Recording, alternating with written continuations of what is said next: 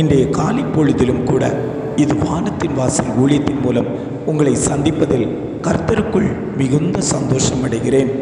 பயப்படாதே, நான் உன்னோடு கூட இருக்கிறேன் என்று வாக்குத்தத்தம் தந்த தெய்வம் என்னுடைய வாக்குத்தத்தங்களை எல்லாம் நிறைவேற்றி என் ஜீவித காலம் வரைக்கும் என்னை வழிநடத்துகிற அந்த நல்ல தகப்பன் என்னோடு கூட இருக்கிறாரா? என் ஜீவன் போகிறதற்கு முன்பாகவே எனக்கு கொடுக்கப்பட்ட வாக்குத்தத்தங்கள் எல்லாம் நிறைவேறுமா என்று அநேகர் தேவ சமூகத்தை நோக்கி பார்த்து கொண்டிருக்கிறார்கள். ஆண்டவர் சொல்லுகிறார், உன்னுடைய வாக்குத்தத்தங்கள் எல்லாம் ஏற்ற வேளையில் நிறைவேற்றுவேன் என்று அவர் ஒவ்வொரு குடும்பத்தையும் பார்த்து வாக்கு கொடுத்து கொண்டிருக்கிறார். இன்றைய காலை பொழுதிலும் கூட ஆண்டவர் நமக்கு தரக்கூடிய நல்ல வார்த்தை என்னவென்றால், மத்தேயு 28 அதிகாரம் 20 கடைசி பகுதி இவ்வாறாக சொல்லுகிறது, இதோ உலகத்தின் முடிவு பரியந்தம் சகல நாட்களிலும் நான் உங்களுடனே கூட இருக்கிறேன்.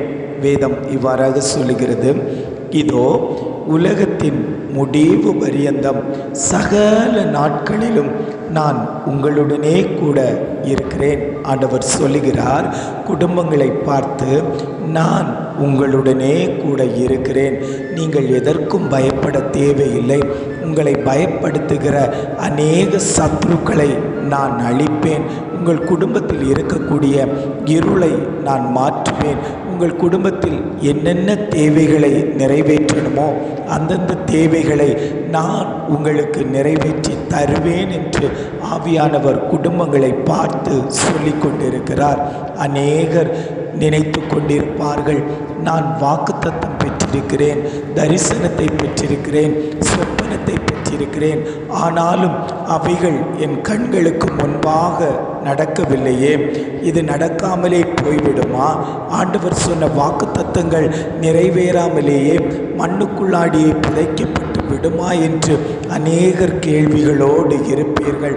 ஆண்டவர் சொல்லுகிறார், இதோ உலகத்தின் முடிவு பரியந்தமும் நான் உங்களுடனே கூட இருப்பதினால நான் உங்களுக்கு சொன்ன வாக்குத்தத்தங்கள் எல்லாம் உங்கள் கண்கள் காண அதை நிறைவேற்றுவேன். அதற்கு விரோதமாய் சத்ரு எழும்பி வருவானேயானால் அவனை நான் முறியடிப்பேன்.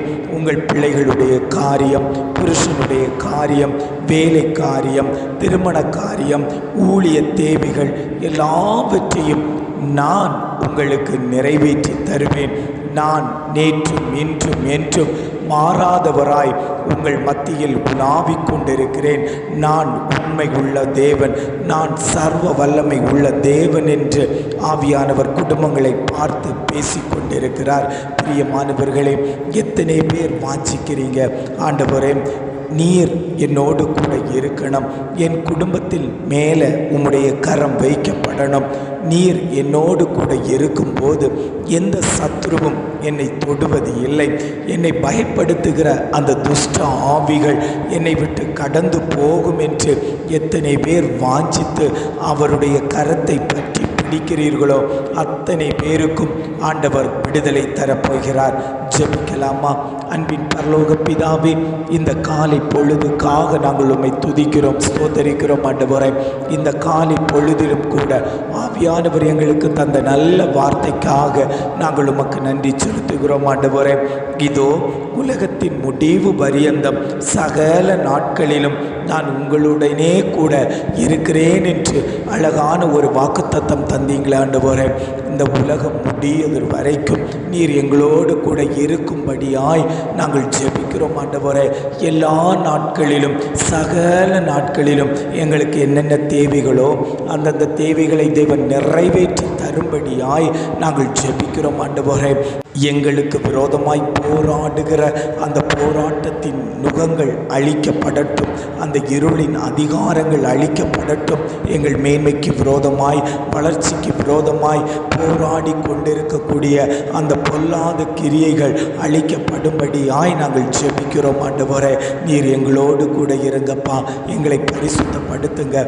இந்த வார்த்தையை கேட்டுக்கொண்டிருக்கக்கூடிய ஒவ்வொரு குடும்பங்களையும் தேவன் பரிசுத்தப்படுத்தி அந்த பரம கானானை நோக்கி ஓடக்கூடிய அந்த நல்ல பாக்கியத்தை தரும்படியாய் நாங்கள் ஜெபிக்கிறோம் ஆண்டவரே.